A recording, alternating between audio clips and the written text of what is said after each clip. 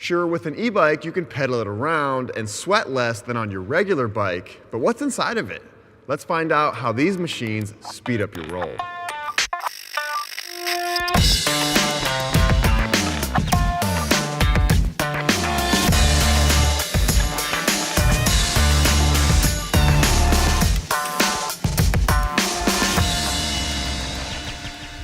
Have you ever wondered what kind of witchcraft and hocus pocus makes your e-bike work so well? There are essentially 5 components that the clever science people have managed to wedge into these small machines that all work together to propel you. Let's start with the motor. In this bike, it's in the rear hub, which is probably the most common placement and is a good balance between affordability and efficiency. There are also bikes with mid-drive motors between the cranks, maybe the best for steep hill climbing, and front wheel hubs which have a different pulling kind of feel to them and can spin out a bit due to there being less weight on the front wheel.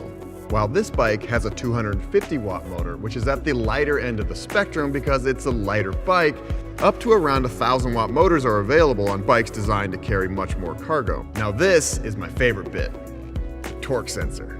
This is the magic gizmo that increases the power input as it senses you pedaling harder without the need for any on-off buttons or throttles. None of this would work without a power source. Some batteries, like this one, are tucked away in the frame itself. Other bikes have a detachable battery, meaning you can charge it wherever you want, but you don't get quite the clean lines you get when the battery is internal. Some, but not all e-bikes have what's called regenerative braking, meaning when you apply the brake gently, the energy produced by the electric motor-induced braking gets fed back into the battery. This extra recharge can extend your range significantly, depending on how hilly your ride is or how many stoplights you stop for. This nifty little thing, the controller, is tucked away in here and is essentially the brainstem of the bike, ensuring all the electrical components and sensors work together.